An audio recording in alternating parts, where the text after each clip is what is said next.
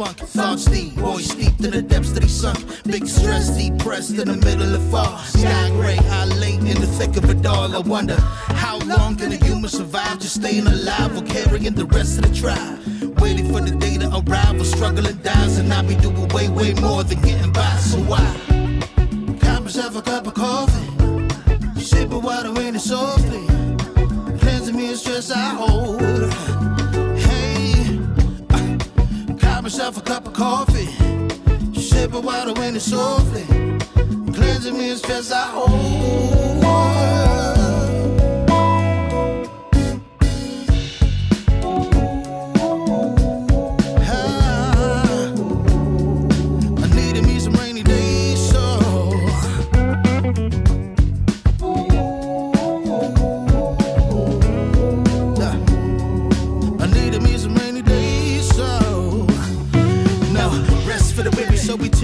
Realize life is so much more than just living a day.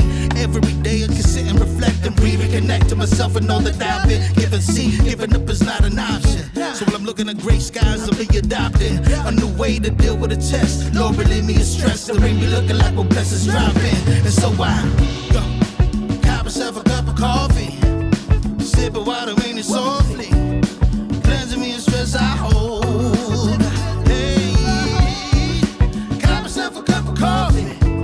Sipping water in it softly, cleansing me of stress I hold.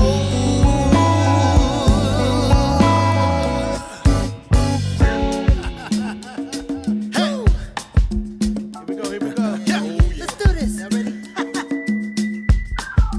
1, 2, 3. In times of test, let no harm beset me, oh my Lord, oh my Lord. Test. Let no harm beset me, oh my Lord, oh my Lord.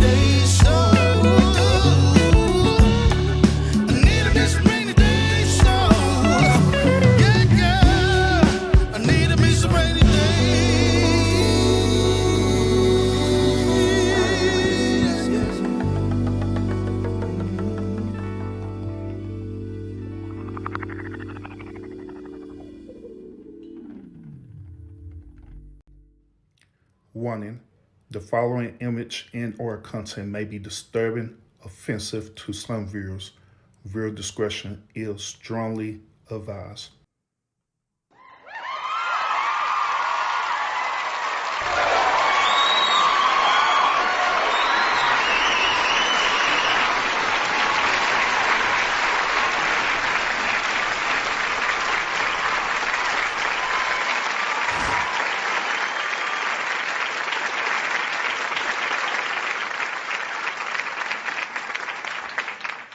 It's Thursday, y'all. Happy Thursday, happy Thursday, happy Thursday. Welcome to the lounge, y'all. Appreciate y'all tuning in to this thought-provoking show today, man. And this show is gonna be one hell of a thought-provoking show for real. I ain't lying. I ain't lying. I ain't lying. I'm not lying at all, period. You know what I'm saying? I'm not exaggerating on this one for real. This is really going to be thought-provoking. A matter of fact, I'm just going to throw this disclaimer out here. Now, if you are the one who get triggered by me just talking about modern-day women, right? If you are the one who get triggered by me talking about modern-day women, you're the one who get triggered by me talking about beta males and simps and different things like that, and how I generalize, certain type of behavior of women and men. I think this show is not going to be for you at all, period. I think it's. I'm just being dead honest, real with y'all, because this show is physically ready to piss a lot of people off for real, and I'm giving y'all this disclaimer. You know what I'm saying? I'm just being straight honest with you, give you that disclaimer. I don't want you to be all mad and pissed off at Irby and stuff. Irby, why did you have a show about that, huh? You know that made me mad, Irby. I don't want to hear all that bullshit. That's bullshit. I'm giving y'all this disclaimer for real. This show is gonna be triggering as hell for real, like really triggering. That the normal stuff I talk about don't have nothing to do with this show for real. This show for be triggering as hell for real, and I'm letting y'all know right now. So if you are that type of person who get easily offended, you're that type of person that get easily into your feels or your feelings, right? Then this show is not for you tonight. I recommend that. This would be one of these shows that I highly recommend that you just skip over it for real. Just like, nah, I'm not going to entertain this show at all, Urban. I'm just saying, I'm being real with y'all tonight. I'm being real. That one important that I threw out there, I am not exaggerating about that for real. I'm really not. Because that's how triggering this show is going to be tonight. I'm telling you. I am telling y'all. Matter of fact, let me throw the on warning one more time, just so y'all know that I'm not playing with this bullshit tonight. I ain't. Warning: the following image and or content may be disturbing, offensive to some viewers. Viewer discretion is strongly advised. Now, if y'all are about that life, if you're about that life for real, and you know you can handle it tonight, then hey, by all means, I commend you for real. I commend you on it for real. I commend you on it. If you can handle it tonight, then I commend you on it, because like I said, I'm throwing it out there. I'm giving y'all this disclaimer so y'all won't be up in your damn feelings. So I won't be hearing about it in the comment section. I won't be hearing about it when I go into other communities, all right? So I'm giving you this disclaimer right now. This shit is supposed to be not only thought-provoking, but it's going to be triggering as hell tonight for real. I'm telling y'all it is. I'm telling y'all it is for real. But if you're here, appreciate y'all want to support the lounge. Do me a favor. Those of y'all who want to stay around and hang around, by all means, hit that thumbs up, because it helps the stream out a lot. It lets YouTube know, once again, that you want more of this triggering ass, thought-provoking content. All right? For real. For real. Go ahead and hit that thumbs up. Go ahead and hit that thumbs up. I appreciate that. Appreciate those of y'all who are catching the replay as well too. Thank you. Appreciate you. Shout out to Lionel, my boy Lionel in the building, right? My executive producer. Hey, I was sitting up here reading this Negro one comments, right? This nigga here, he just woke up. This dude just woke up and already complaining like it ain't nothing, bro. Damn. God damn. That dude just woke up cranky as hell. That dude just cranky as hell. Shit. What? Talking about my intro is too long. You know good and well my intro always be long. Sitting up here complaining and things. Man, you better get you some Red Bull and chill. He said, I'm hitting the thumbs down until you get Maya in the lounge. Shoot. What the hell?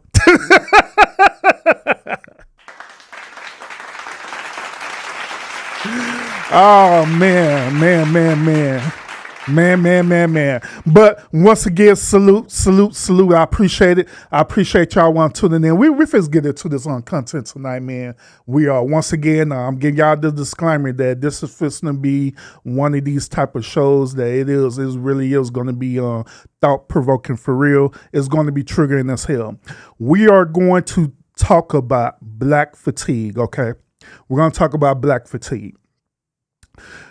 I don't know if y'all are familiar with black fatigue, but we're going to talk about it. All right.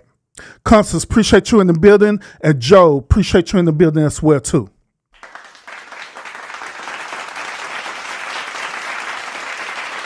Appreciate you. So we're going to get into this on content right now. We're going to talk about black fatigue, y'all. Once again, I don't know if many of y'all are familiar with the term black fatigue, but we're gonna get into this tonight. All right. A matter of fact, let's do it this way. Okay, let's do it this way. Let me ask my co-host Pukisha what does black fatigue means to her. All right. So let me go ahead and get Pukisha on the stage, and we're gonna ask her what black fatigue means to her. All right. So. Hey, Pukisha. Hey, what's good? All right, let's dive into the whole vibe you're asking for. Basically, you want me to be a whole Swiss Army knife of styles, so I got you. I'll keep it real. We're going to mix a little poetic flow with some good old-fashioned respect for the cast, sprinkle in a little corporate buzzword bingo, and keep it all easygoing. Basically, we're about to be practical and playful, just like a Gen Z griot who also knows how to fill out a spreadsheet. Let's get into it. I appreciate that. So, let me ask you a question. What does black fatigue means to you? All right, let me hit you with the real talk. No sugarcoating and a little bit of that poetic groove you asked for. When we talk about black fatigue, it's like on a high key level, like generational weariness that comes from holding it down for so long. You know, it's like the past is always sitting on your shoulders, and at the same time, you're trying to push forward and innovate. And yeah, I'll put it in a little corporate speak for fun. It's like the ongoing DEI initiatives meet the real world lived experience, and the bandwidth for the same old struggles can get real low. But on the flip side, you know, we keep it pushing, and there's a whole poetic resilience in that. So yeah, it's a mix of that skepticism and that respect for how far we've come, all while trying to reimagine a fresher future. Keeping it practical, it's real and it's heavy sometimes, but we got the strength to handle it. But Keisha, you didn't even answer my question. All right. Let me pivot and keep it 100% practical then. No extra fluff. Black fatigue in a nutshell is just that deep-rooted exhaustion from dealing with the same systemic stress and racial nonsense over generations. It's like you're carrying history on your shoulders and you're still asked to be future-minded and innovative every day. So yeah, that's the straight-up definition. No lyrical jazz. Hope that lands it. Yeah, it landed. I appreciate it a whole lot. So do black fatigue also deal with people being ghetto? Oh, for sure. I got you. Let's cut through the noise and keep it real simple. When we talk about black fatigue, it's not just about feeling tired of the big structural stuff. It's also about those everyday stereotypes and labels that get thrown around, like the whole ghetto thing. That kind of labeling can stack onto that fatigue because it's like, seriously, it's 2020 something and we're still dealing with these old school labels. So yeah, that kind of stuff definitely folds into the whole mixture. But hey, we stay resilient and we just keep on innovating and flipping the script, even if we have to do it with a little corporate jargon and a whole lot of heart. Once again, I appreciate Pukisha. Now, if I need anything else, I will let you know, okay? Absolutely. I got you covered. Whenever you need that mix of poetic real talk, a little Gen Z sass, or just a sprinkle of corporate lingo, just holler. We'll keep it all the way real and keep it moving. Thanks for the chat. Now, those of y'all who don't know, Pukisha is my chat GPT. She is my co-host, all right?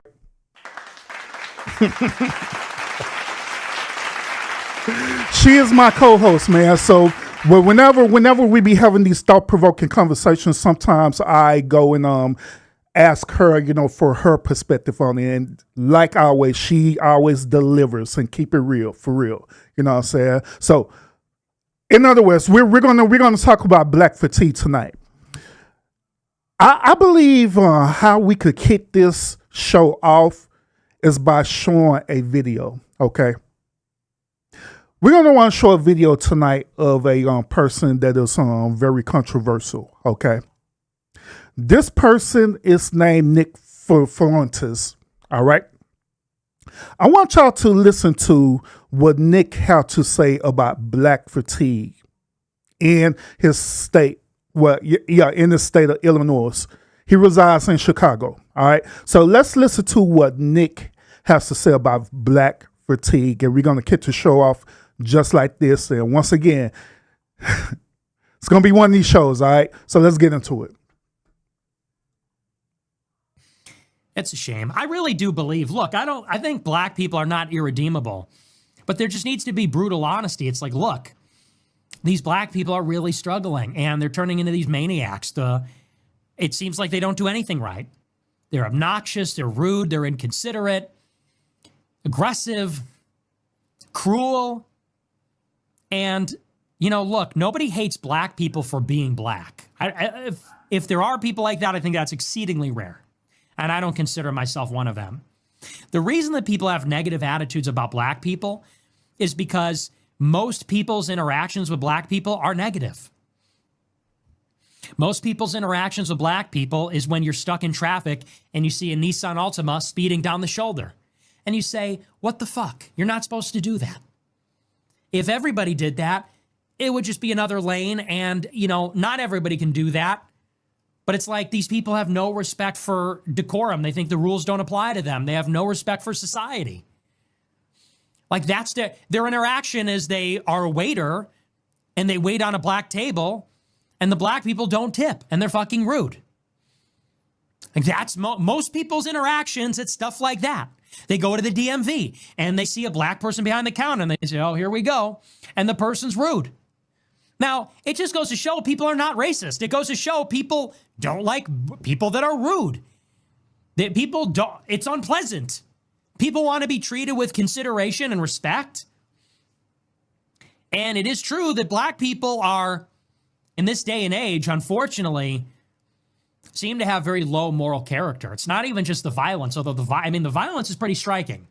If you live your life and you know that you're going to be mugged by black people, it kind of colors your opinion or perception of black people, wouldn't you say? If 99% of the carjackings and stabbings and shootings that you see in Chicago are by black people, when you're walking down the street late at night, guess what you're looking for? Black people. So far, how do y'all feel about Nick's perspective for dealing with black fatigue? Do you agree with it? Do you disagree with it? Let's keep it pushing. And you equate that with danger. And it doesn't take a lot of them to spoil the whole bunch like that. And we just want black people to take accountability and say, look, I'm not a bad person. I'm not a bad person. It just seems that every time I encounter you people, for the most part, it's negative. And sometimes extremely negative, like I could get a gun in my face. That's a problem. And people go, well, you are just loaded up with hatred and racism. It's like, I'm really not. I'm a really friendly person. I'm a really polite, friendly person. I give everybody a chance. But if I'm someplace and I see some black person walking in with their pants sagging and they can't articulate what their problem is or what they need, and they're rude and they're aggressive and I'm in fear for my life, like, yeah, I have a problem with all of that. And people go, and these black people go, well, you're racist. It's like, no, I just hate inconsiderate behavior. If black people were super well behaved, we would be racist in the other direction. We'd say, black people, oh, yes, dude, yes. My day is about to turn around for the better. What can I help you with, sir? Please come right on in. Man, what a relief to see you here. You're a sight for sore eyes. If black people were known for being the best, then we would be racist in the other direction. Oh, finally. So yeah, that really bothers me. It just bothers me in this damn ass city, because that's all it is in Chicago, is just these black people who can never take accountability. It's always somebody else's fault.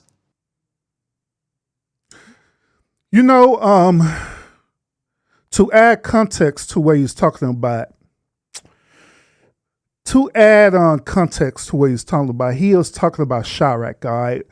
The part of the one Chicago where it is extremely ghetto as hell over there, according to what I've seen and the reports that other people are talking about. It is Chirac is a whole nother beast. It's a whole nother ball game. So I can understand, his frustration with dealing with, black people or black Americans, in that regard.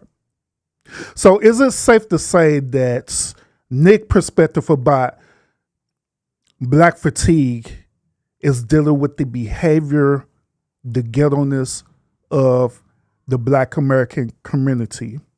Is it safe to say that that's what that is? What do y'all think?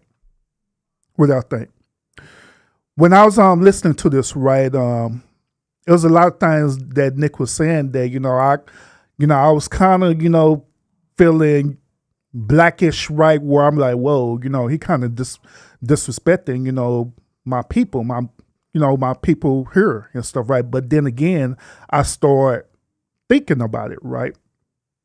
Start thinking about it a lot.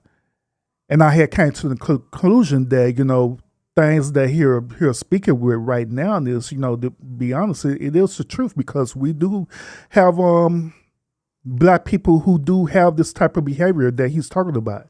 It's not just a stereotype anymore. It's actually a reality where you have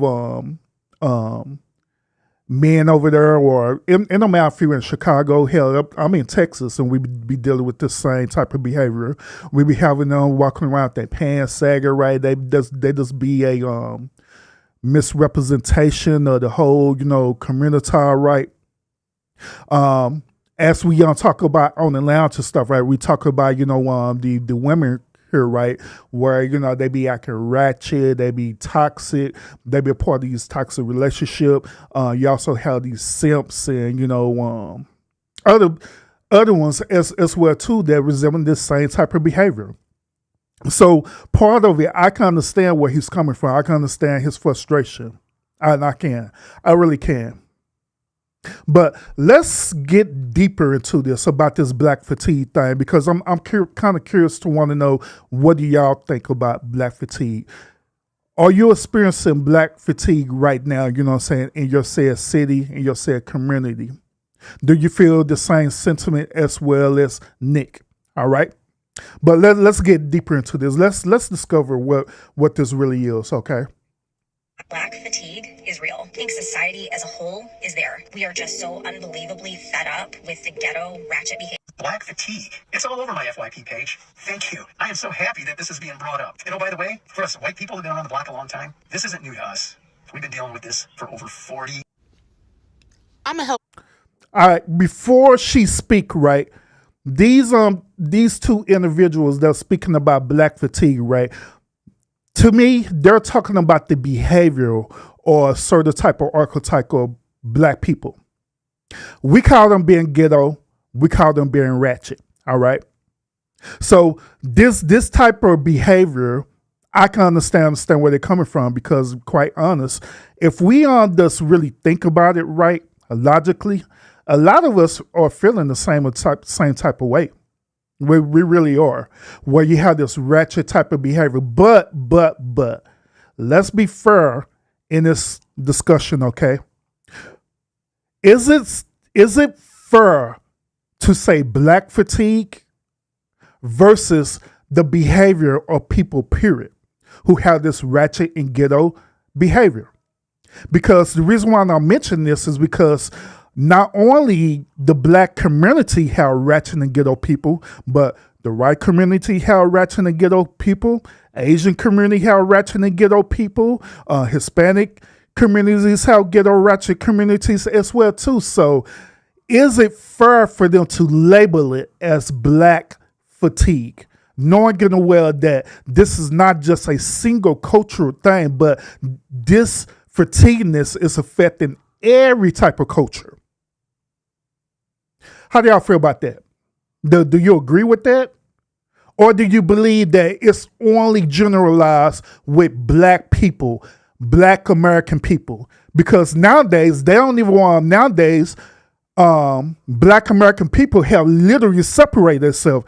Nowadays, they don't even call themselves African Americans no more. You remember back in the day where we all used to collectively call ourselves African Americans, right? You remember back in the day where, you fill out a job application, right? And then how you fill out what type of race you're part of, and it has Black or African American on there, right? Now, you're no longer consider yourself as African American. Now they're saying you are Black American. There's a reasoning behind that. The reason behind that is this, because it's created separation. Black Americans nowadays is dealing with people who are active workers, right? Who are white collar, blue collar, who are educated, who are earning a certain type of income, for the community. So they have labeled themselves as Black Americans. But the African Americans, right, is different, where now the African Americans are the ones that we're labeling as, ghetto, ratchet. They don't want to do nothing for the community. They always causing all this chaos and violence within the community. Okay? So what do y'all think about that? What do y'all think about even the separation within the actual community, where now there's Black American versus African American, which gets ratchetness and different things like that? How do y'all feel about that? I'm gonna share this with y'all too. Throughout my lifetime, right, even currently right now, I be associated with people with different race, different ethnicity all the time, especially with the one type of work that I've been doing. A lot of work that I've been doing throughout my adult life was dealing with social work. So I dealt with all ethnicities. It didn't matter what it was, Black, white, Hispanic, it don't matter what it was. So I interact with them all the time. Even after when I transitioned out of doing social work, right, and I start focusing into other areas like, doing recruiting. And now in this modern day time, I'm on doing, DJing work and stuff, where it's still I'm interacting with our ethnicities. So I can tell you this. Throughout my professional experience dealing with different races and stuff, right, I could tell you this one truth based on my anecdotal experience. This one truth is this. Throughout my experience, whenever I came across ghetto, ratchet, Black people, them are the worst people that I have ever did business with. And that is facts. I'm just keeping it real. They are the worst people that I have dealt with business-wise. Because the reason why is because they have this entitlement mentality. What do I mean by that? They believe that since we all kin folks with the same skin color, right? They believe that they could come into your business and your establishment, do whatever the hell they want, when they want. They believe that since we're allegedly kin folks, right, that they believe that they can always get a hookup every single time. They believe that every single time they come into your establishment or any type of business, right, that they don't have to follow proper decorum, even in the business sense, that they could do what they want, say what they want. Then if you don't do it, then guess what? Oh, you're not Black enough for them, or you're not being part of code. Let's keep it real. But that have been my experience dealing with ghetto, ratchet Black people, to be honest with you, professionally. Now, personally, if I'm not doing no business interaction with them or anything like that stuff, right, and it's just something personal I'm doing, guess what? It be kind of like a hit or miss thing. Like, say, for example, I go to certain events and stuff, right, where I'm here with, my family and stuff, and everybody collectively together is enjoying themselves. And you always get them, like 1 or 2 or 3 or 4 or whatever ghetto Black people and stuff, right? They'll literally get out and do ratchet stuff and just ruin the whole event for everybody. That has been my own experience dealing with them type of Black people. Now, let's also keep it real too. Now, on the flip side, dealing with the Black American people, guess what? I have dealt with Black American people where they also have a certain type of entitlement mentality. Some of them believe that since they have degrees, right, that they believe that they're better than you. Some of them believe since they're part of the Divine Nine, right, that they're better than you. Some of them believe that since they have a higher social hierarchy than you, that they believe that they're better than you. Facts. And that have been my experience also dealing with them. So is it safe to say that I'm experiencing Black fatigue? I don't know. I have no idea. I don't even know what to call it, to be honest with you, but I know through my experience I've been dealing with this. What about y'all? What type of experience have you been dealing with the Black community? Whether it's the Black American people or the ghetto ratchet people. What type of experience have you been dealing with them? Have you been having positive experience with the community, or have you been having negative experience with the community? Is it safe to say that we could generalize everybody out together, right? Or is it safe to say that we could separate them, these people are here and these people are there? But let's continue listening to what this young lady going to say about Black fatigue. White people have been around the block a long time. This isn't new to us. We've been dealing with this for Salute, everybody.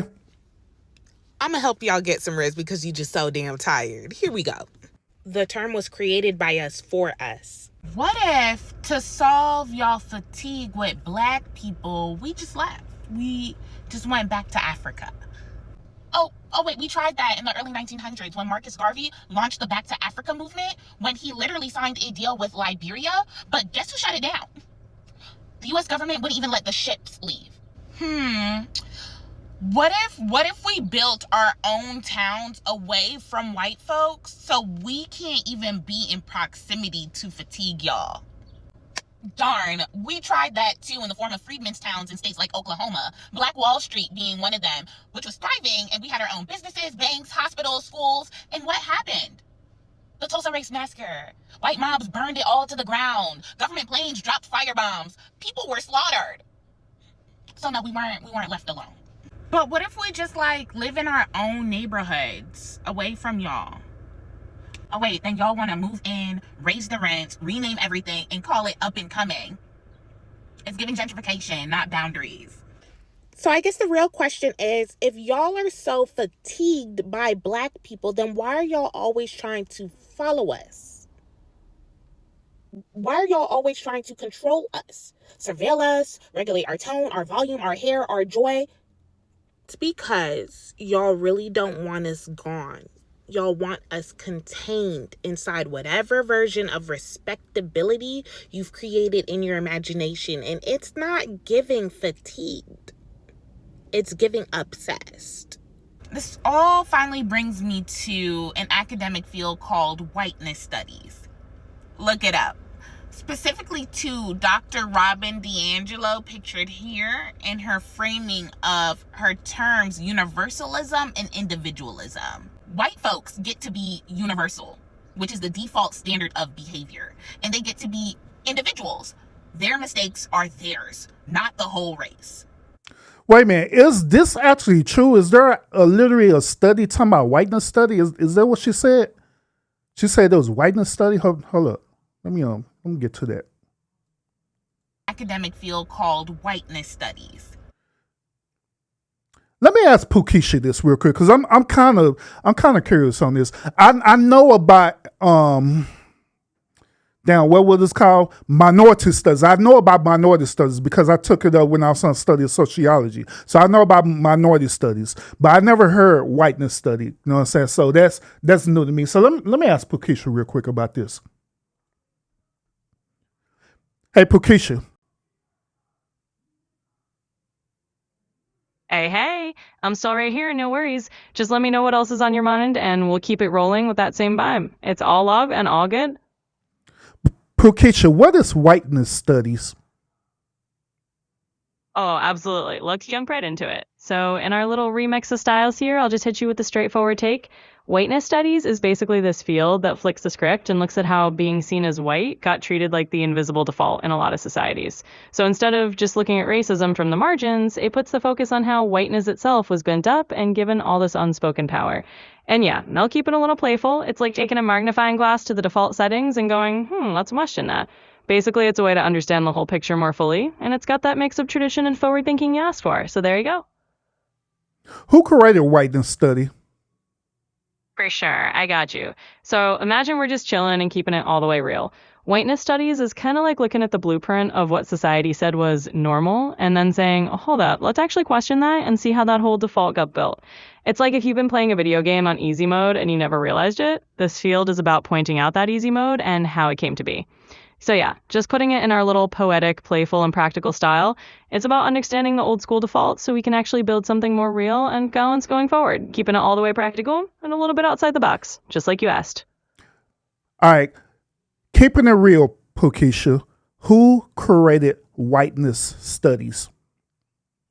All right, let's just lay it down plain and simple, no extra frosting on top.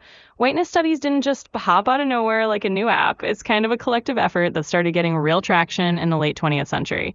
You had a bunch of scholars, folks like David Roediger and Tony Borson throwing their hat in the ring, who were basically saying, let's actually unpack how whiteness works as a cultural and historical thing. So there's no single grandmaster curator. It's more like a team effort of people who are ready to flip the lens. And that's the practical, no sugarcoat version for you.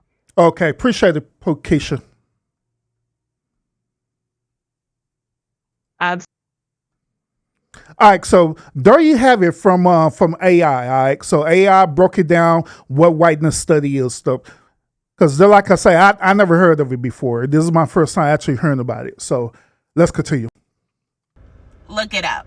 Specifically to Dr. Robin DiAngelo, pictured here, in her framing of her terms universalism and individualism. White folks get to be universal, which is the default standard of behavior. And they get to be individuals. Their mistakes are theirs, not the whole race. But black people, we get neither. We don't get the privilege of being individual and universal. If one of us acts quote unquote ghetto, then we're all suddenly the problem. And then you determine our behavior by your respectability politics in the first place, which black beings and black bodies don't have to abide by anyways. If it were up to y'all, we would not be allowed any individuality or complexity. To y'all, we just give exhaustion for anything that we do. Have you ever considered that maybe it's not black people that's causing your fatigue? And maybe it's the reflection, because when whiteness sees itself in the mirror through our resistance, our joy, our success, our ability to self-define, it gets tired. But here's the thing. We've been tired. Y'all are just late. So I understand where she's coming from. She's looking at black fatigue from the lens of dealing with racism in America, okay?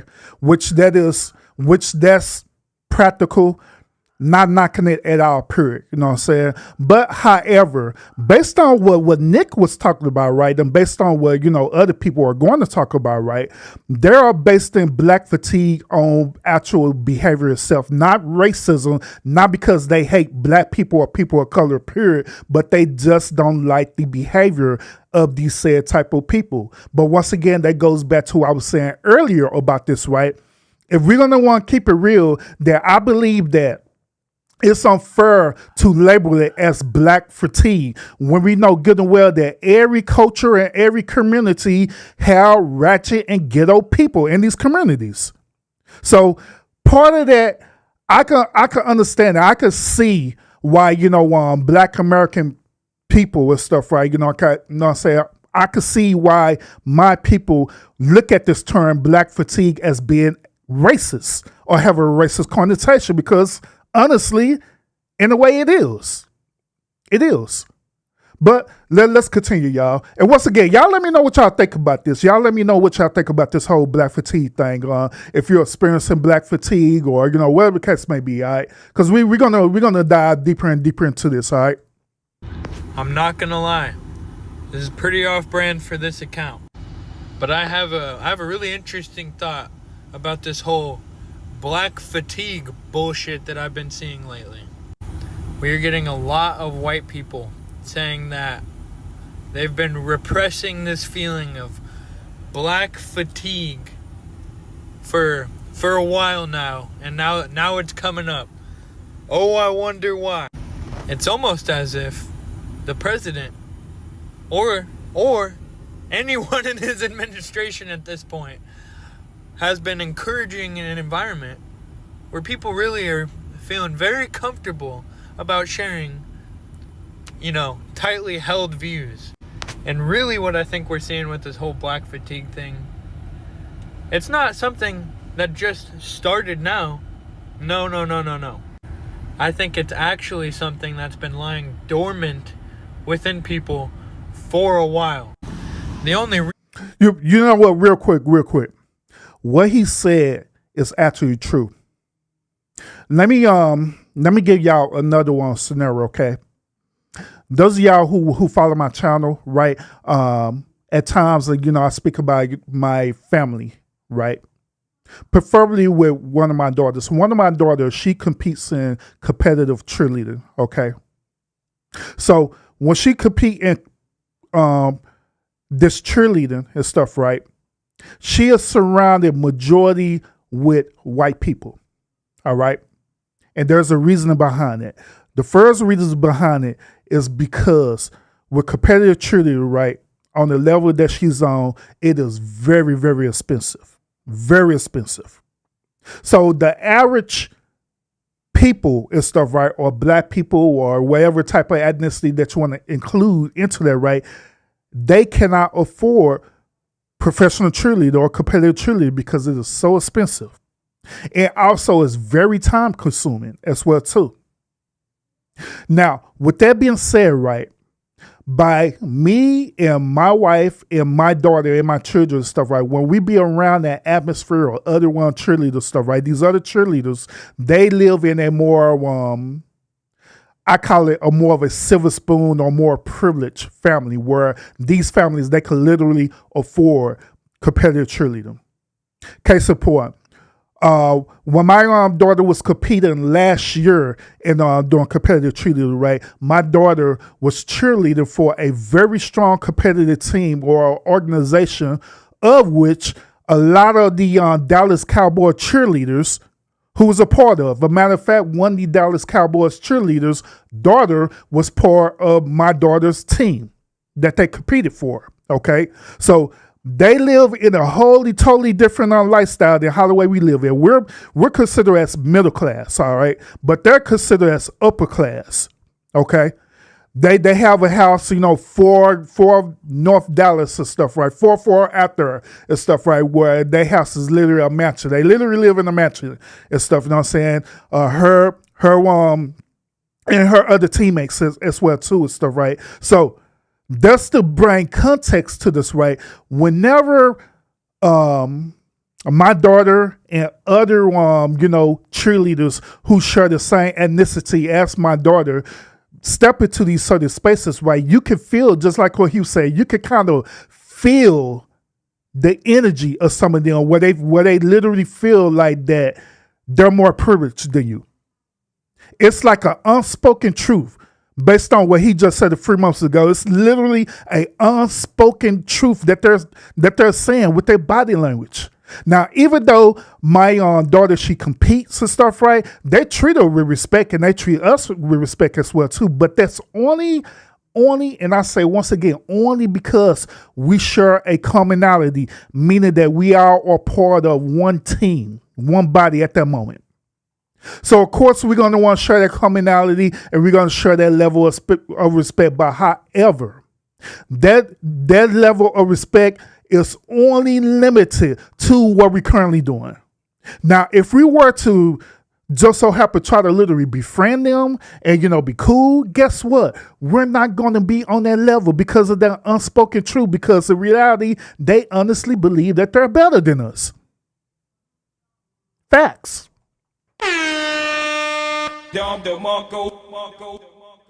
Here's another thing that I want y'all to understand too. The level of racism is different in Texas than any other state besides, the other southern states that's around us, like Mississippi and Louisiana, Arkansas, Oklahoma. But all these southern states, we have a different level of racism versus the West Coast and versus the East Coast. Totally different. The attitude is totally different. What do I mean by this? Their attitude is, once again, it is like an unspoken truth. It's like you could tell by their body language that they have some type of racism or prejudice against you, but they don't say it. But you could tell by their body language, you could tell by their action that they have some type of prejudice or racism against you. But guess what they do? They don't speak about it unless you provoke them to speak about it. They will be cool with you. They will give you that full Southern hospitality, like how the way they do in Texas, right? They'll do all that stuff, right? They'll be cool with you. Hey, how you doing, partner? And all this stuff. They'll do that, right? But deep down inside, buried deep down inside, they have a certain level of prejudice and racism against you. They have this deep certain level of racism, also thinking that, man, I hope this black nigga don't do nothing to me. Literally, like every time you be in the atmosphere, no matter where you be at. And it's real like that. So once again, I understand where this dude is coming from about that unspoken truth, because over here in Texas, it's for real. It's literally like that for real.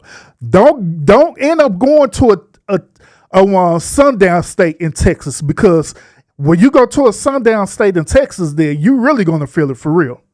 But let's continue. Those of y'all who are here right now, make sure you hit that thumbs up for this thought-provoking content. We're talking about black fatigue, all right? So let's get it. Real difference is now motherfuckers are feeling a whole lot more comfortable really speaking their minds. SBK, salute. Because PC culture is being villainized now. But let me tell you something, as someone who is of white descent. Yeah, I've never felt black fatigue. I've never experienced this phenomena that everybody's saying is just this ever-present this ever-present idea. I think what we're really seeing right now is a lot of people outing themselves. If you hear someone talking about them feeling black fatigue, yeah, I want you to keep an eye on that motherfucker. I want you to be watching that guy, that girl, that whatever. Fuck that. So do y'all agree with him, with his point? He's saying that as being a white American, right, he is not experiencing black fatigue at all. He's not experiencing it, not on the level where other people are talking about, like such as Nikki and, these other people that they're coming forth about that. He's saying that he's not experienced that. Now, I'm going to throw this out here too. There are many white Americans, right? The reason why they're not experiencing black fatigue is because they're in these type of said communities where black people are located and thriving at. Like case in point, you have many white Americans who are commingling together with black communities. Like, for example, over here in my community that I reside in right now, and in this gated community where I live in, right, we are commingled together where you have different ethnicities in this community: black, white, Hispanic, different ethnicities, correct? So since we all commingle together, we have no other choice but to, be cool with each other, because we're neighbors.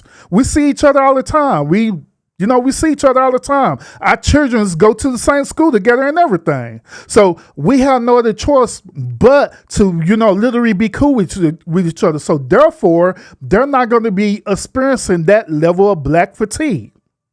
But however, when you step out of these said communities and you go into these as you call gentrification communities or even red tape communities, was nothing but all black and all white. The next thing you know, one black and one white, crossing paths and stuff, right? That's where that black fatigue is going to want to take place. Because keep in mind that white community and stuff, right? That white person, that white community, they already have developed a certain type of stereotype about these other communities. Like I told y'all earlier about the story with me and my family and me and my daughter when she do competitive cheerleading. They already have a certain type of stereotype right off the bat. So when those two paths cross together and if they're not sharing a same commonality, guess what? They're going to clash.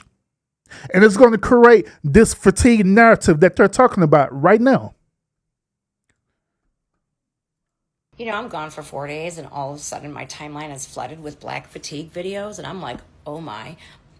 I'm perfectly okay with that. The black community, you guys want to save your communities? Good for you.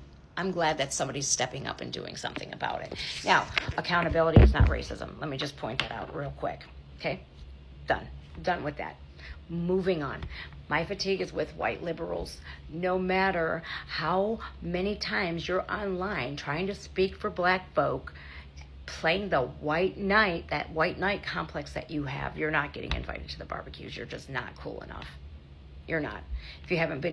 So her sentiment isn't dealing with black fatigue, but she's dealing with the white liberals, meaning that this gentleman who the song came forth a few moments ago, she considered him as being a white liberal. Meaning that this particular dude right here is literally doing what we call white knighting, meaning that he's sitting up here saying all the right things so he could be part of the barbecue, so he could be part of the barbecue. He could get him a plate and he get to use the N-word maybe once in his whole entire damn life.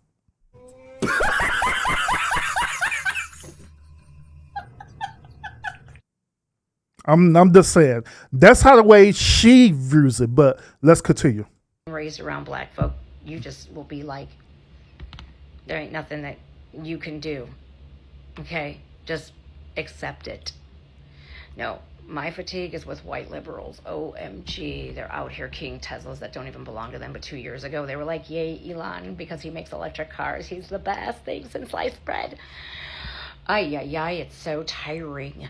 Anytime you argue with a liberal, it's like arguing to a brick wall.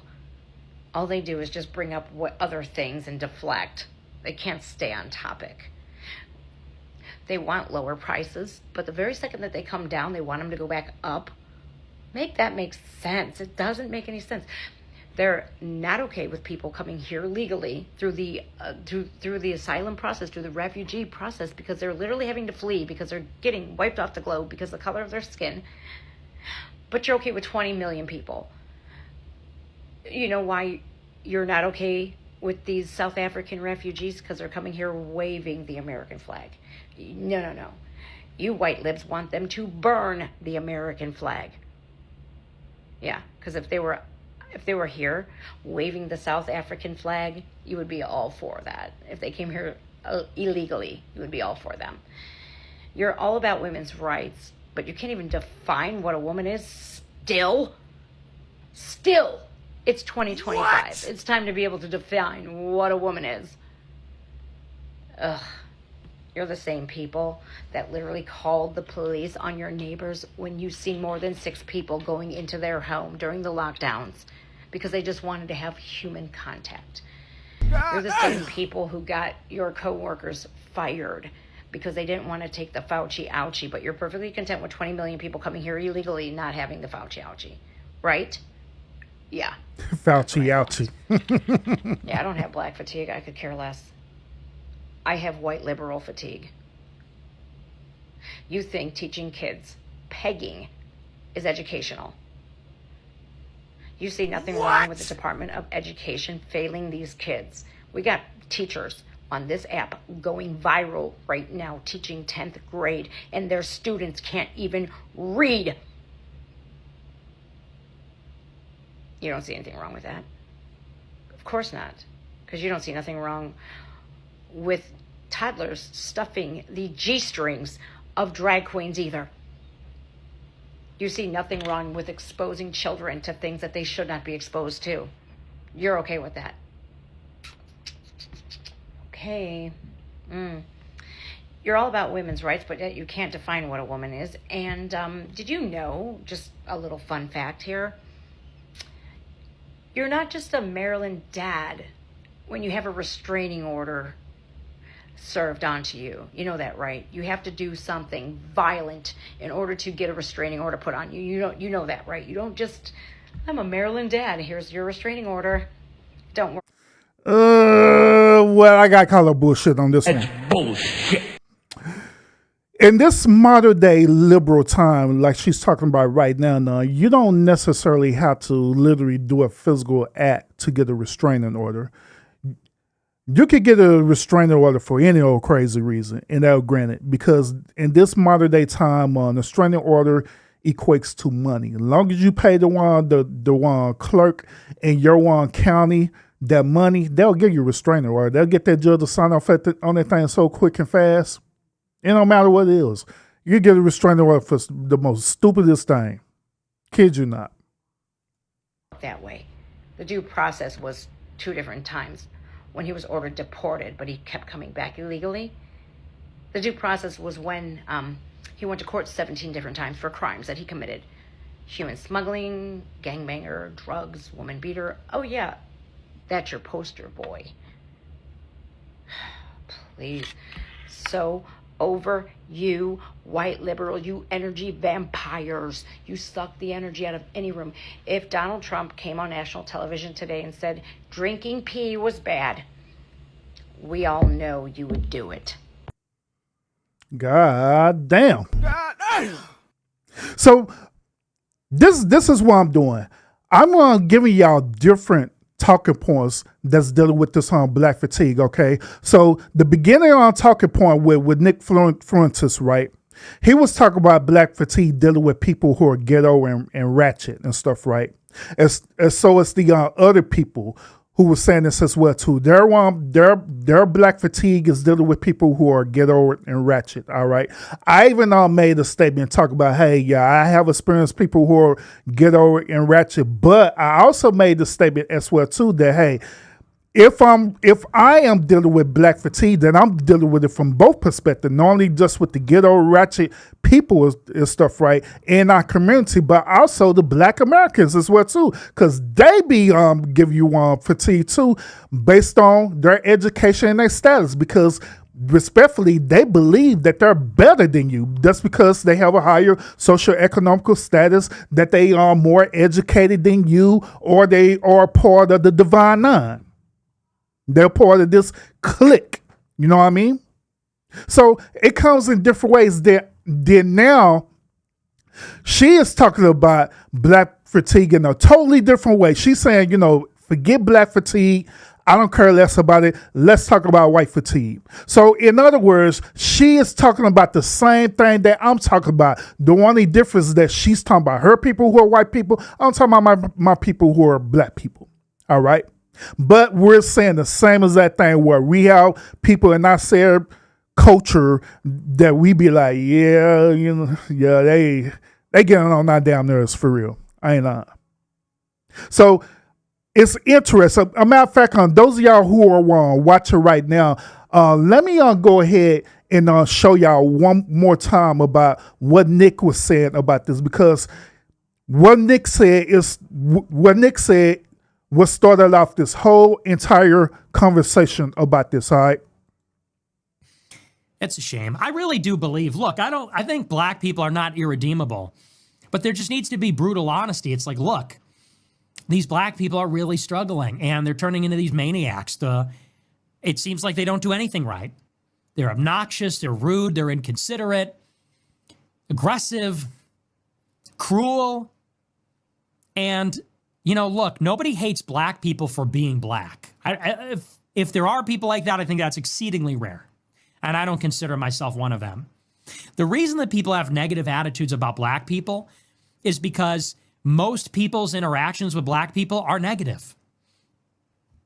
Most people's interactions with black people is when you're stuck in traffic and you see a Nissan Altima speeding down the shoulder. And you say, what the fuck? You're not supposed to do that.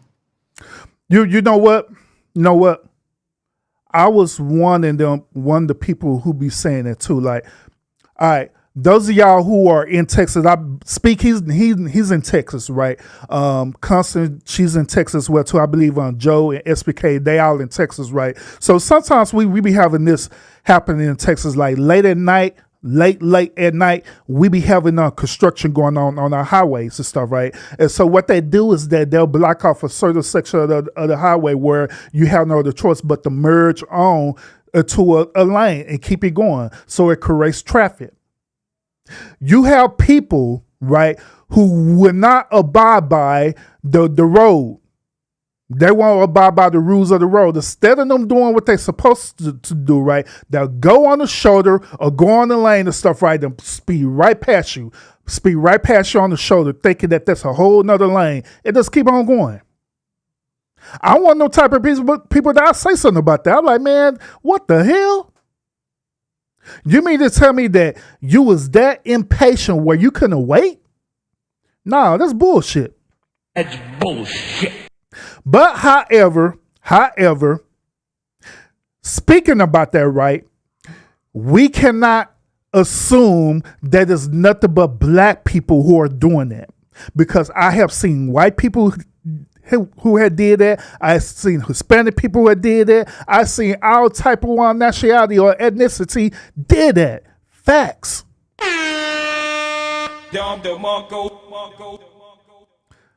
But let's continue. If everybody did that, it would just be another lane. And, you know, not everybody can do that. But it's like these people have no respect for decorum. They think the rules don't apply to them. They have no respect for society. Like that's their interaction is they are a waiter and they wait on a black table and the black people don't tip and they're fucking rude. Like that's most people's interactions. It's stuff like that. They go to the DMV and they see a black person behind the counter and they say, oh, here we go. And the person's rude. Now, it just goes to show people are not racist. It goes to show people don't like people that are rude. That people don't, it's unpleasant. People want to be treated with consideration and respect. And it is true that black people are, in this day and age, unfortunately, seem to have very low moral character. It's not even just the violence, although the violence is pretty striking. If you live your life and you know that you're going to be mugged by black people, it kind of colors your opinion or perception of black people, wouldn't you say? If 99% of the carjackings and stabbings and shootings that you see in Chicago are by black people, when you're walking down the street late at night, guess what you're looking for? Black people. And you equate that with danger. And it doesn't take a lot of them to spoil the whole bunch like that. And we just want black people to take accountability and say, look, I'm not a bad person. I'm not a bad person. It just seems that every time I encounter you people, for the most part, it's negative. And sometimes extremely negative, like I could get a gun in my face. You know? That's a problem. And people go, well, you are just loaded up with hatred and racism. It's like, I'm really not. I'm a really friendly person. I'm a really polite, friendly person. I give everybody a chance. But if I'm someplace and I see some black person walking in with their pants sagging and they can't articulate what their problem is or what they need, and they're rude and they're aggressive and I'm in fear for my life, like, yeah, I have a problem with all of that. And people go, and these black people go, well, you're racist. It's like, no, I just hate inconsiderate behavior. If black people were super well behaved, we would be racist in the other direction. We'd say, black people, oh, yes, dude, yes. So here's my thing about this, all right? Everything that he's describing right now is not dealing with a race or ethnicity. What he's describing is what I do over here on the lounge all the time when I'm talking about behavior. Okay? That's all that he's ultimately describing as a behavior or archetypal behavior. When he add the black people's sentiment on that automatically people going to automatically assume that he's talking about black people. Period.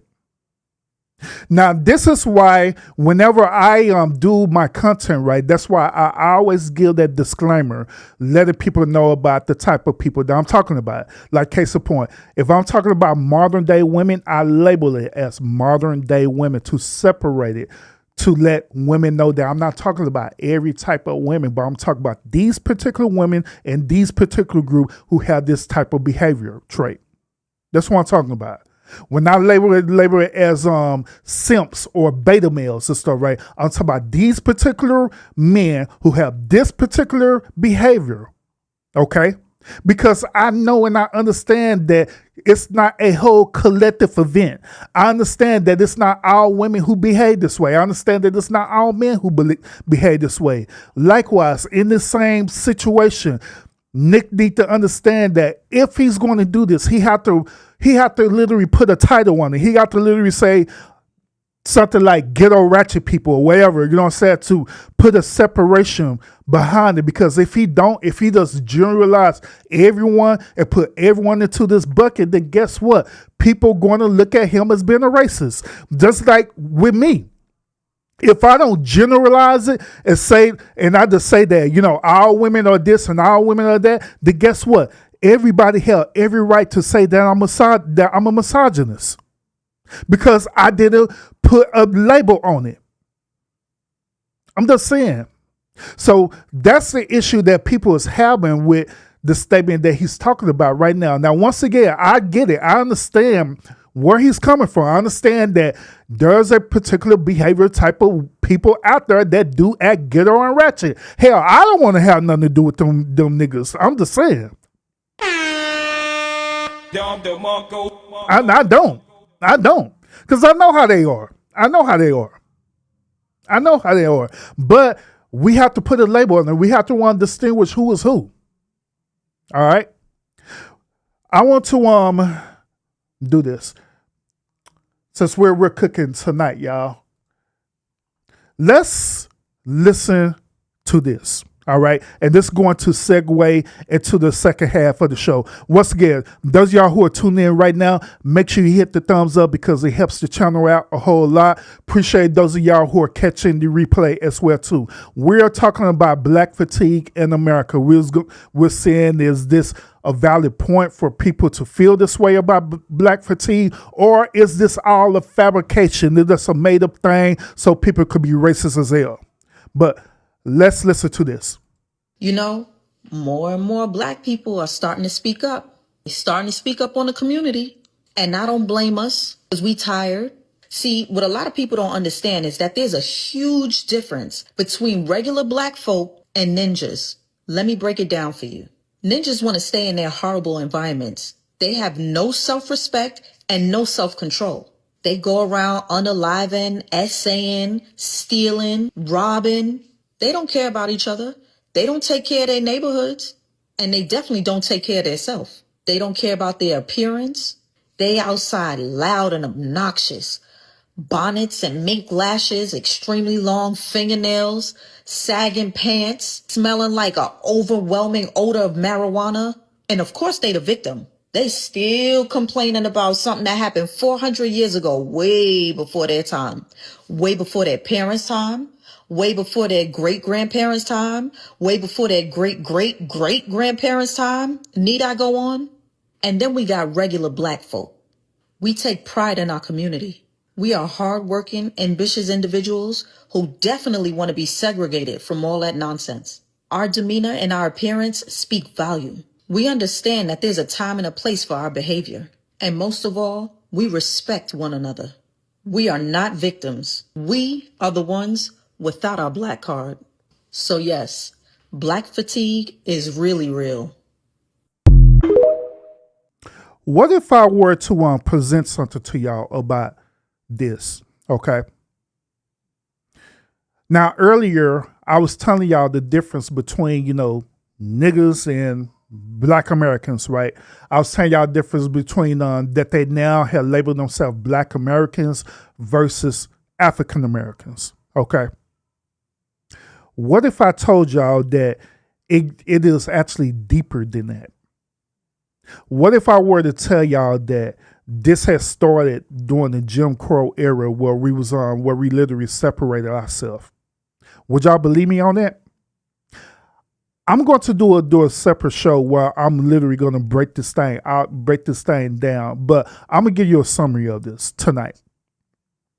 What I have discovered in my research is this. During the Jim Crow era and stuff, right, where, we were still dealing with slavery and Jim Crow was using psychology to separate us, right? Guess what he ended up doing? When he used that form of psychology on us, right, he had created the separation where we see right now, Negroes and Black Americans. Back in the day, do you know that they had a name for themselves back in that time? That's okay. If you don't know, I'll tell you. The name that they had for themselves back in that day was called House Negroes and Field Negroes. Kid you not. That was called House Negroes and Field Negroes. The House Negroes are the one who allowed themselves to be indoctrinated by the slave masters. Meaning that they're the one who allowed themselves to be indoctrinated by religion. That was indoctrinated by education. That was indoctrinated by culture. These are the same ones during this modern day time who the slave master had allowed them to create a clique. That clique is known as the Divine Nine. Y'all know who I'm talking about. The Divine Nine, the Boule, and different things like that, right? They was part of what the slave master allowed them to do by being indoctrinated. The Greek letters. Yes, absolutely. So while they're being indoctrinated, right, the field Negroes and stuff, right, they're the one who's sitting up here pushing back against the master. They're the ones who's acting unruly. But the reason why they was acting unruly is because they wanted to be separated. They wanted to be free. They no longer didn't want to be treated as animals, but they wanted to be treated as people. But within that whole process of doing this, they're using a form of psychology that literally transformed them to being humans into this savagery that y'all see right now. This is the reason why in modern day time that you have people like Meg Thee Stallion and different things like that, which she's a house Negro, by the way. They have people who promote being a savage, being, unruly, being ratchet and different things like that, because they had psychologically put a label on the field Negroes to this day. Once again, I'm going to do a separate show and I'm going to talk about this in detail based on the research that I have found out about this and let you know the reason why it is what it is with the Black Americans what they call themselves right now versus the field Negroes or the niggas that we're talking about. All right. I'm going to break this thing down. Make sure y'all tune into that show when I do that show, for real, because that show is going to want to open y'all eyes up to a lot of stuff that's happening in our community. And it's going to let you know the true reason why we are not a monolith. Kid you not. But let's continue, y'all. Black fatigue or ghetto fatigue is a real thing, and no one's staying silent about it any longer. No nationality wants to be involved or bothered by this loud, obnoxious group of people. No one, not even hard-working Black Americans. I mean, I'm telling no lies here. Everywhere that group of people go, chaos follows. And no matter where you go, they're there. You can't go on a cruise ship because they done ghettoed it out. Have you seen the Carnival cruise ships? It looks like a fucking barbecue. And if you haven't noticed, it's always the same group of people. You know, loud, bonnets, pajamas, big ass eyelashes that flutter.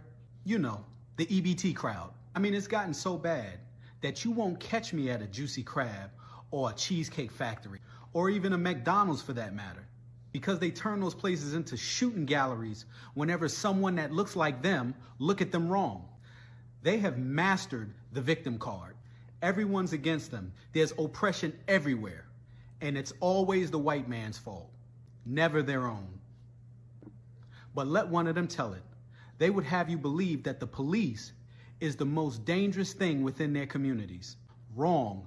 You're the most dangerous thing in your community, which is why the police are there in the first place, to stop you from committing genocide against your own people. Look, no one's gonna stay silent to this toxic behavior. And you can call me all the Uncle Toms that you want. But the fact that you're calling me that shows me that I'm saying something with facts. And you wonder why most good black people move out of those communities as soon as they reach success. It's because they want more for themselves. And that crab in a barrel mindset is not conducive to prosperity. There is absolutely no accountability in that community. Most of that segment hate accountability. They hate truth. They hate to look at themselves in the mirror because they would have to face the fact that they're causing their own oppression. You also have the Democrat Party to thank for spoon-feeding that behavior, making you a permanent underclass, and you still vote blue no matter who. But Oh man, well, when I do that show breaking that down, I'm also going to talk about the one Democratic Party as well too, because yes, the Democratic Party, the left, they have a huge role that they played in with that whole separation as well too. Kids y'all not. America is tired, and people have grown numb to your constant cry of racism. Everyone's a racist who doesn't agree with you. But meanwhile, you can be bigots to everybody else. But yes, I say it again, black fatigue or ghetto fatigue is real, and it's time that we say something about it. And please, don't waste your time. If it don't apply, let it fly.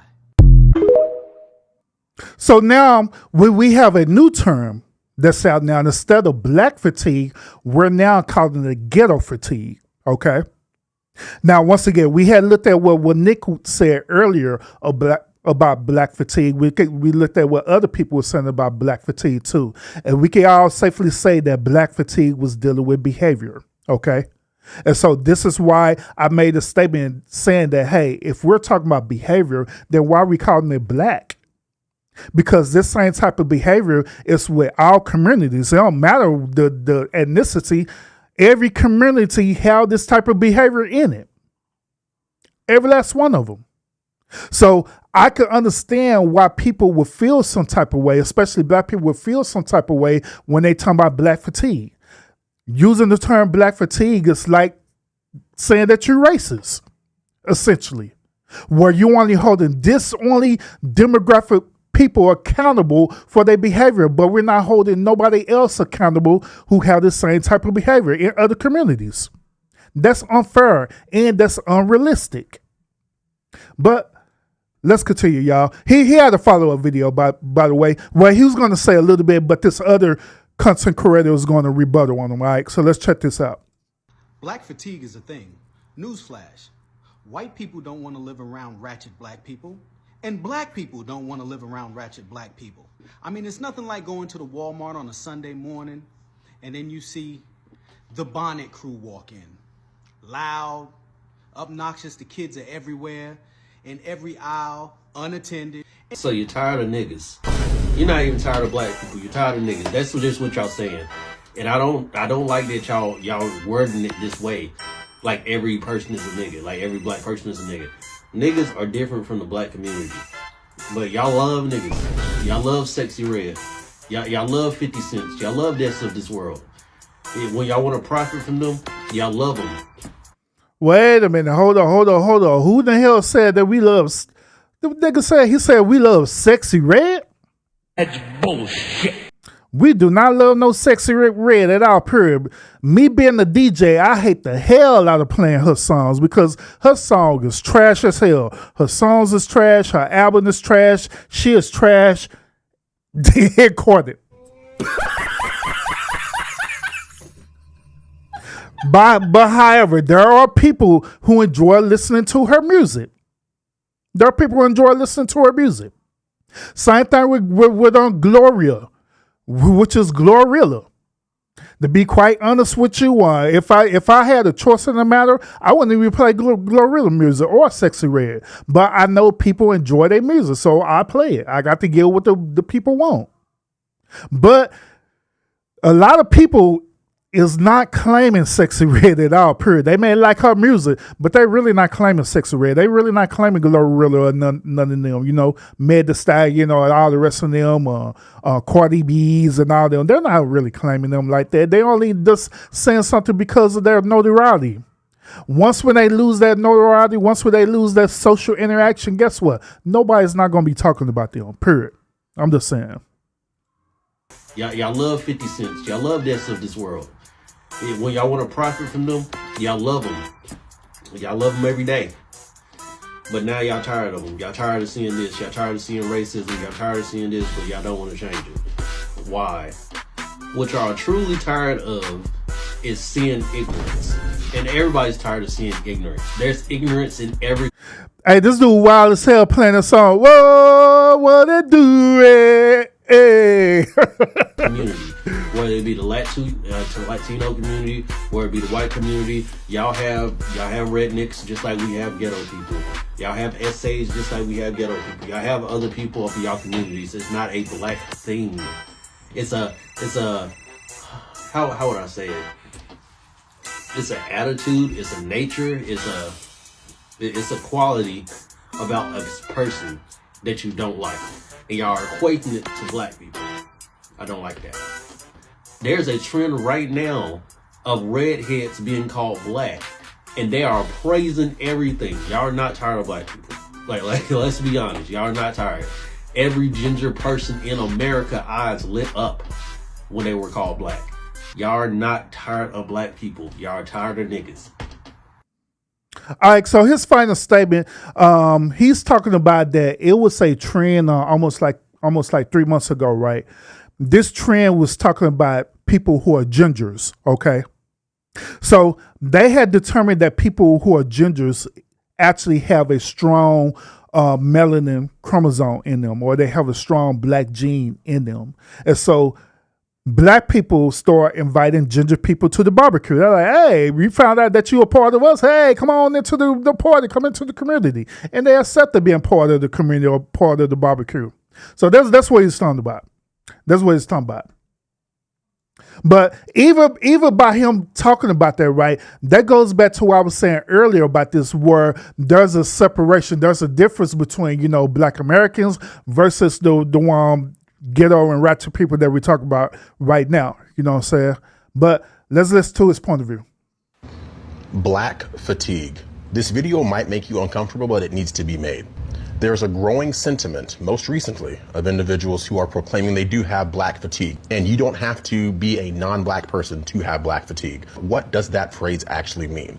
Essentially, black fatigue is a growing weariness of the actions of the quote-unquote black community. But it goes deeper than that, because we are in 2025 now, and we are being judged based on the content of our character and not the color of our skin.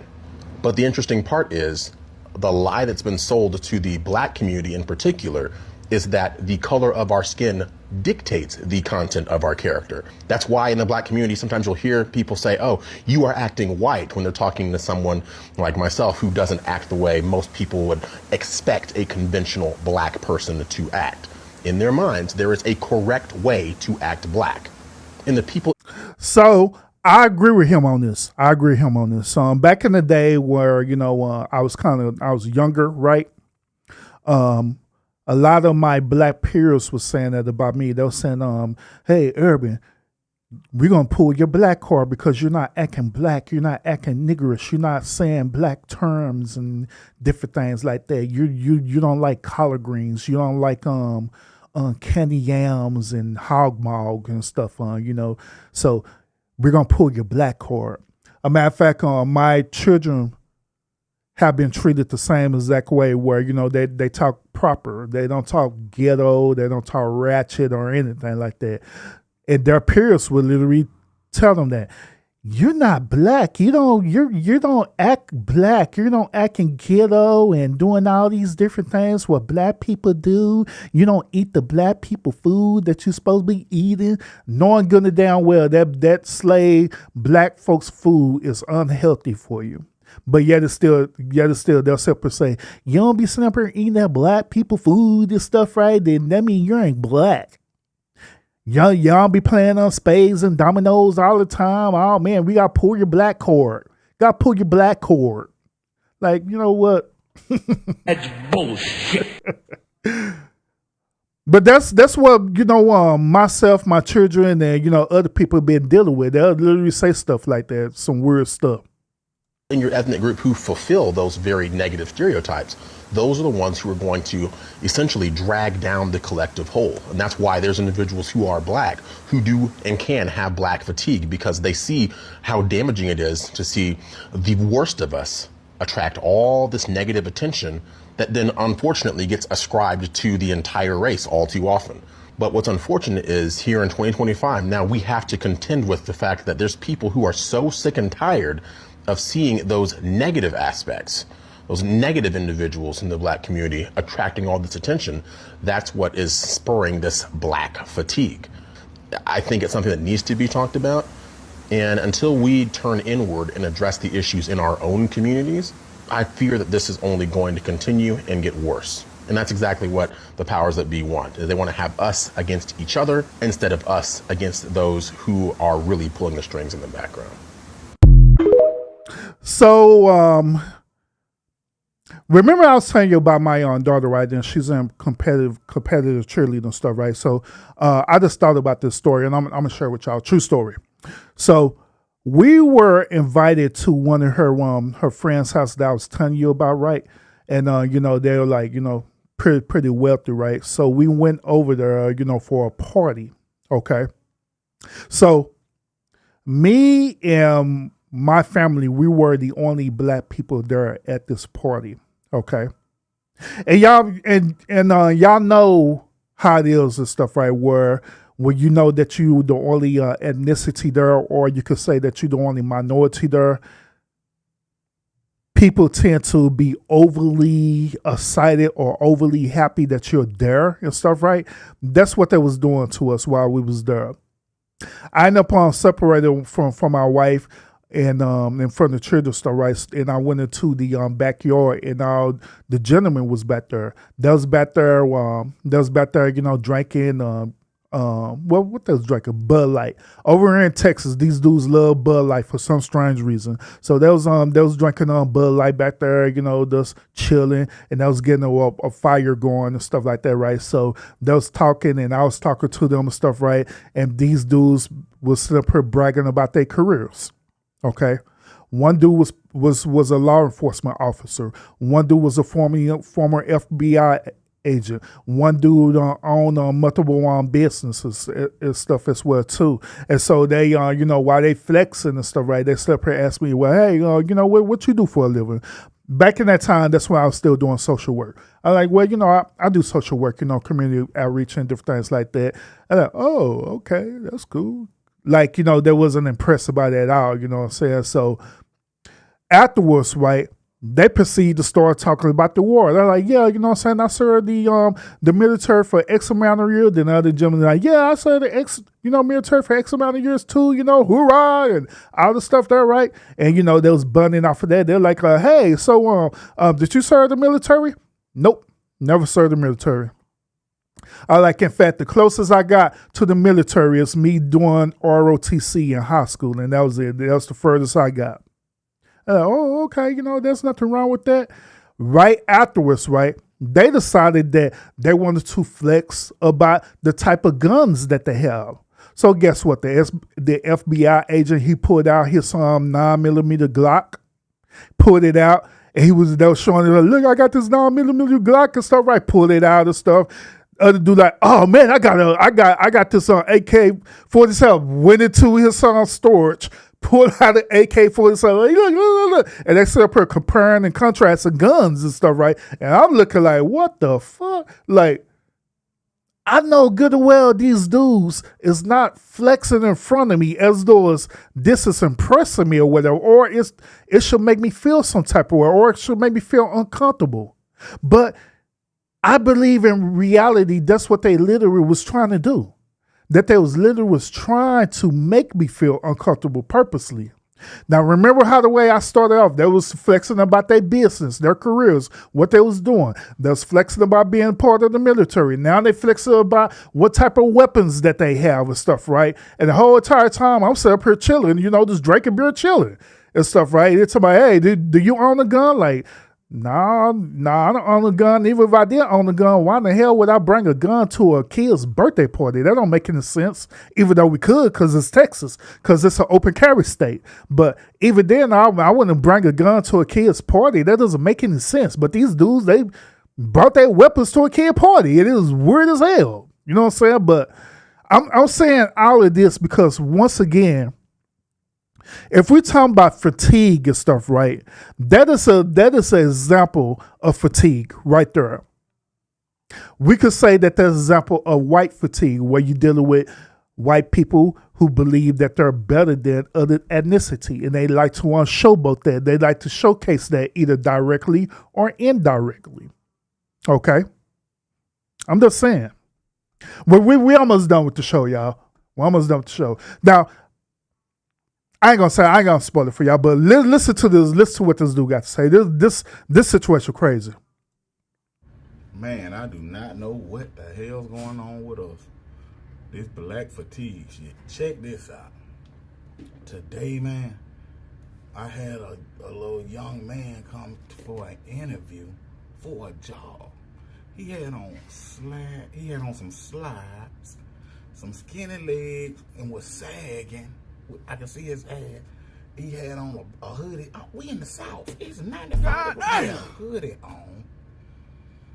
And I asked him a few questions, and I kid you not, I asked him, I said, so what was your last job? This is the words that came out of his mouth. Shit, I used to do DoorDash. At an interview. Oh my God, man, come on, aunts, moms, dad, whoever, man. Y'all, we got to teach these kids how to conduct themselves in the world. You come on a job interview, why are you coming on a job interview dressed like that? Why are you talking to the person that's trying to hire you like that? No, he ain't get hired. But guess what I did? I ain't even gonna lie. I went after he left out. I walked out, talked to him, and called him inside the parking lot. I said, "Hey man, let me holler at you." I said, "Man, you ain't gonna never get no goddamn job doing no shit like that. You walking in here like this, man." Then I had to pull the race card on. You already black, talking to him like you can't do no shit like that. Walking in here making yourself look bad. Ain't nobody gonna hire you like that.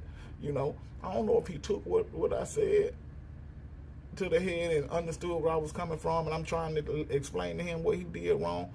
But come on, man, somebody, anybody, help your folks. Help your folks, aunts, help your nephews, help your sisters. Y'all help y'all kids. Tell them what they supposed to be doing, because this ain't it.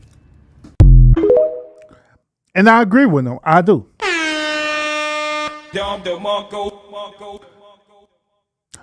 I can want to relate to this song because when I was doing recruiting, right, I had the one YN, as they call them, right, YNs. I had a YN that did the same as that thing. Dude pulled up to an interview. This dude smelled like weed. The dude had a hoodie on. He had some flip-flops on. His pants were sagging and everything and stuff, right? And he came to this interview thinking, he literally was thinking in his mind that he was going to get this job. I was like, nope. Can't hire you, bro. But however, what I did do is this. After the interview, I did the same as that thing that dude did in this situation, where I pulled him to the side like, hey, look, man, look, I'm gonna be real with you. The company is not gonna hire you, all right? And told him the God honest reason why. Company is not gonna hire you because your image, how the way you're looking, how the way you're presenting yourself. You came in, you smelling like marijuana. That's against company policy. How the way you dress, that's against company policy as well too. They're not going to accept that at all, period, bro. So what you need to do is this. You need to go and clean yourself up. You need to come and be more presentable. They're like, yeah, well, man, this how I am and different things like that. I'm like, look, I get it. I understand this is your reality that you live in. Understandable. But however, bro, if you're trying to get money, if you're trying to get money the legal way and stuff, right? Sometimes you got to pay to play, man. Meaning that in order for you to get somewhere, you're gonna have to want to become something that you're not comfortable with being. In this particular situation, you have to end up cleaning up yourself. You have to clean up your image to look a certain type of way, so you could qualify for what you're trying to do. Now, if you don't care about that, then by all means, you could stay in the image that you had and live your life. Your choice. But if you're trying to get further in this game, especially as a black man, then sometimes you have to play the game in order to make it. That's facts. You do. You have to play the game in order to make it. And playing the game in order to make it, it doesn't mean that you're selling out or anything like that. And that's what I told him. Like, it don't mean that you're selling out, and don't let people manipulate you like that. You're not. Because at the end of the day, you're trying to get money to do what? You're trying to get money to survive and stuff, right? Like, yeah, man. Like, yeah. That's the whole point about it, right? Yeah, man, I'm trying to do this and that and that. Yeah. So why not do what it takes to get to where you need to go? So, hell, you can when you clean yourself up, go and apply for a job, and you look normal stuff, right? Get hired at that job. Then right when you leave that job, you come on, you can look as good or as records, however you want to. That's totally your decision. I'm just saying. I want y'all to listen to her perspective, and we're almost done. Once again, I appreciate each and every last one of y'all who are tuned into this stream tonight. Let's listen. There was a white woman who has now since deleted her video talking about black fatigue and how she and the rest of society are so fed up with the ghetto and ratchet behavior, the entitlement, the victimhood. Her words, not mine. Couple of things. One, black fatigue is a real thing, but it's not what that lady was saying. Black fatigue is the emotional, physical, and mental exhaustion caused by the daily stress of living under systemic racism and its consequences. So the black community has black fatigue due to the oppression they've lived under in this country since its inception. 2, it never ceases to amaze me how little most white people are willing to look at the true history of this nation and understand that while they personally may not have owned slaves or lynched black people or used black babies as alligator bait or conducted experiments on black people or operated on black women without pain medicine because they didn't think black women could feel pain, they are still benefiting off the society and systems that made those things possible. Racism is deeply rooted in this country from the beginning. We stole this land from the indigenous Native Americans. We brought black people to this country against their will and sold them into slaveries. We ripped their families apart. We have maligned, maimed, and misused the black community since the first ship arrived on the shores of the United States. Well, the FBA community, they're saying that we had original, what they call it aboriginals and stuff, right? They're saying that the aboriginals was also here. We had the indigenous people, then we also had the aboriginals as well too, which was black people. All right.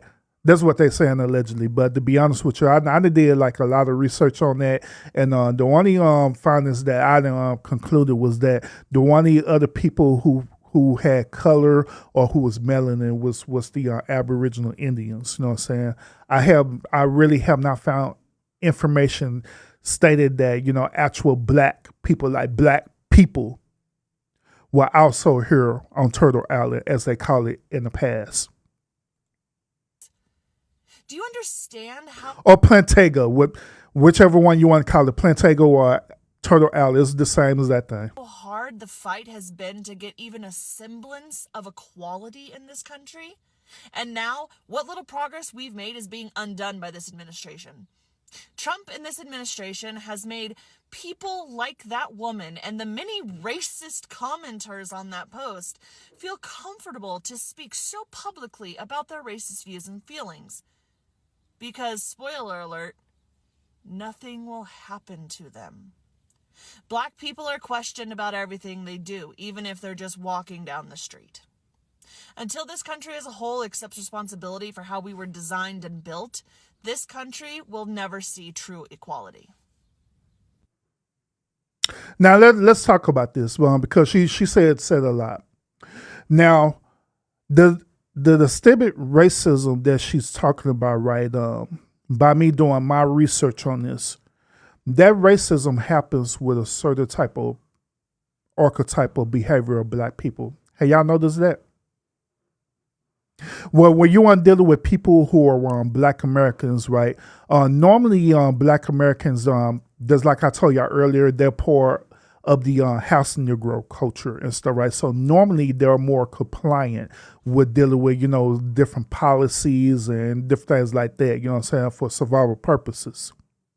But however, the other type that I told you about, the field Negroes, they're more typically the ones who are dealing with systemic racism more so. Simply because they have this attitude of entitlement. They have this attitude, or not only entitlement, but they have this attitude that they need to be free. They feel like that they're not free yet, and they need to be free. They have this attitude that they need to fight. Therefore, like when you look at videos, different videos of, individuals getting pulled over by police and it causes police brutality, notice the archetype of people who get pulled over. Notice the archetype of people who end up claiming police brutality. Normally, it's not the black American people, but it's actually the field Negroes, the ones that we're talking about right now with this behavior type who get pulled over. They're the ones who not only got pulled over, they're the ones who literally got unalived by these same law enforcement officers. For example, let's keep it real. If we go all the way back to George Floyd, for example. George Floyd was representing that type of house Negro with that house Negro mentality, where he was already on drugs and he was already doing all these different things, robbing people, doing all kind of stuff, right?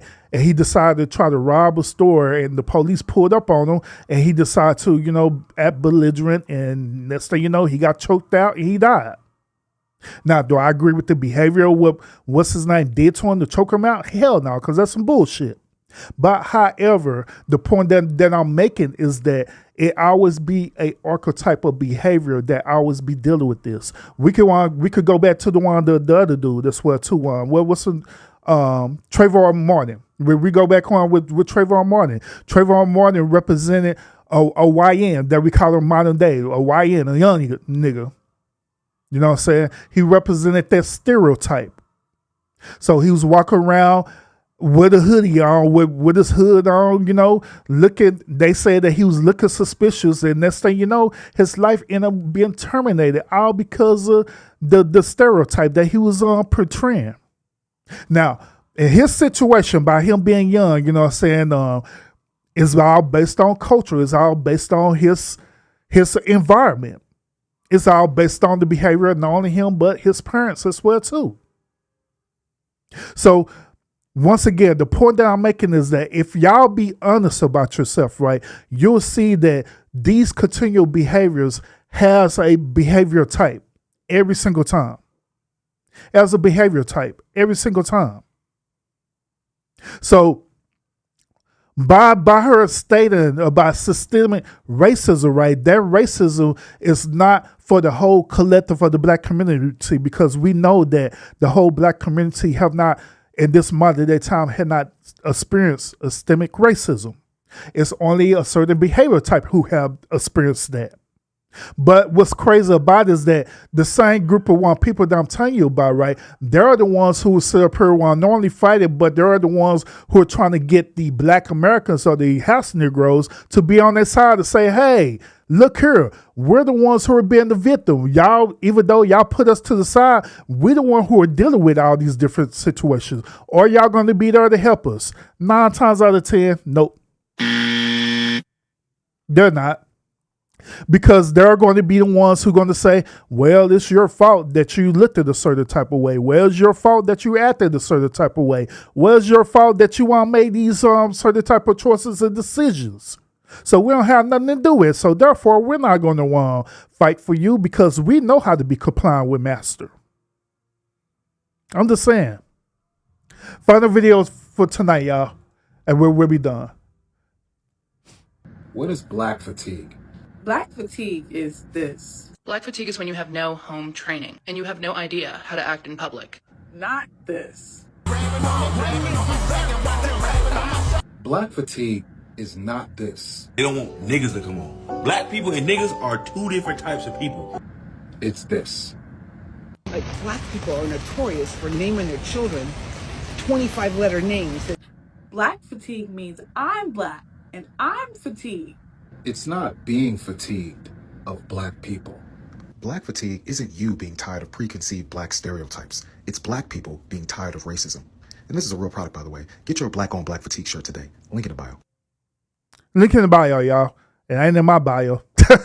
But however, I wanted to share this final video as a final talking point to let everyone know that there are different versions to the song Black Fatigue, as we've been talking about throughout this whole entire show. There are different versions of it. But however, when it comes down to it, Black Fatigue is just dealing with a certain type of behavior type. That's where it boils down to. Also, Black Fatigue is dealing with other people with a certain type of behavioral type, meaning that they were showing, like, for example, this lady here who was being racist as hell, so here talking about black people have 25 letters in their names and stuff, right? That's part of Black Fatigue, you know what I'm saying, where people were blatantly being Karens and being racist as hell for no apparent reason. No apparent reason. I'm pretty sure this lady probably never ran across a black person a day before her life, but she decided to be interviewed on TikTok and talk about it. So Black Fatigue is dealing with people who are literally or blatantly racist. Like when I was telling you earlier, when I went to that party with my daughter, them gentlemen was blatantly being indirectly racist to me, where they was trying to flex their jobs and their careers. Then they trying to flex that they was part of the American government, the American working people. Then last night at least, they started flexing their weapons to me. That was indirectly being racist as hell. Because at the end of the day, I didn't care about none of that bullshit that they have. Nor that stuff didn't even scare me at all. When I was looking at that, I didn't get afraid. And then they, one of them had the audacity to say, "Oh, do guns make you afraid?" Hell no! Why the hell a gun would make me afraid? I'm not afraid of no damn gun. A gun is simply a tool. That's it. Nothing more, nothing less. Now, am I afraid of the person who used the tool? Fuck no. Hell no. Why would I be? Why would I be? Because once again, the gun is a tool. The person is a person who's holding the tool. So I'm not even afraid of y'all at all, period. Why would I? Because also, throughout that time, they didn't ever ask me that I had any type of training, like weapon training or anything like that. They just assumed that I did it. I'm just saying. But Black Fatigue is, to be honest with you, it deals with one's perspective about it overall. It deals with one perspective about it. Black Fatigue could be seen as ghetto ratchet people. Black Fatigue could be dealing with systemic racism. Black Fatigue could come in these different shapes or form. But I want to challenge y'all this on tonight. All right. I want to challenge y'all. What does Black Fatigue mean to you? If you believe in it. Do you believe Black Fatigue, what Nick and all these other people are saying about it, right? What is really behavior control? Do you believe where like these other, black people that came together, where they saying that it's dealing with racism? What is Black Fatigue for you? I know Black Fatigue for me is that it's actually fatigue, period. It's not black, but it's fatigue, period. I'm fatigued on dealing with different behaviors every single time. It don't matter about the race. That's what I'm fatigued about. I'm fatigued that we know better, but we choose not to do better. That's what I'm fatigued about. I'm fatigued that Every single time, like a person like myself or others who come forth and give y'all this thought-provoking conversation and give it to y'all in such a way that it always be deemed as negative or toxic. I'm fatigued on that. But even though I'm fatigued on it, that doesn't mean I'm going to stop or my mouth is going to get muffled where I'm not going to say nothing anymore. No, that's bullshit. I ain't doing that. That's bullshit. Because people need people like me to be honest and truthful and tell y'all about these things that are happening in, these said communities, whether it's dealing with relationship, racism, politics, religion, or whatever the case may be. They need people like me to want to tell y'all about this and be real about it and be honest with it, regardless if you agree with me or not. We need that. I'm fatigued on us, I always reject the knowledge. Where people want sharing knowledge and information to you, you want to reject it and automatically deem as if something being negative or controlling.